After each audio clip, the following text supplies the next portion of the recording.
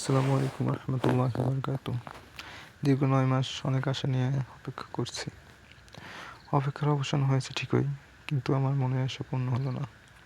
একটি সুস্থ এবং সুন্দর বাচ্চা জন্ম নিয়েছিল, কিন্তু কিছু সময় যেতে না যেতেই ছটফট করতে করতে বাচ্চাটা মারা গেল। সকালে ফজরের নামাজ পড়তে আমি মসজিদে গিয়েছিলাম। নামাজ শেষ করে রাস্তায় এসে দাঁড়াতেই কেউ একজন বলল, আশিক, তোমার আম্মু বাড়ি যেতে বললো। আমি তাড়াহুড়ো করে বাড়ি আসলাম।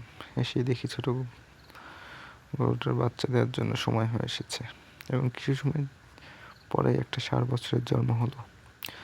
জন্মের পর আমার মা, বাবা, আমি এবং আমার প্রতিবেশী এক দাদু যথেষ্ট চেষ্টা করেছি, কিন্তু কিছু সময় বাচ্চাটা ছটফট করতে করতে মারা যায়। যাই হোক, মনের মধ্যে অনেক কষ্ট নিয়ে বাছুরটাকে গাঙের ধারে গর্ত করে পুঁতে রেখে আসলাম।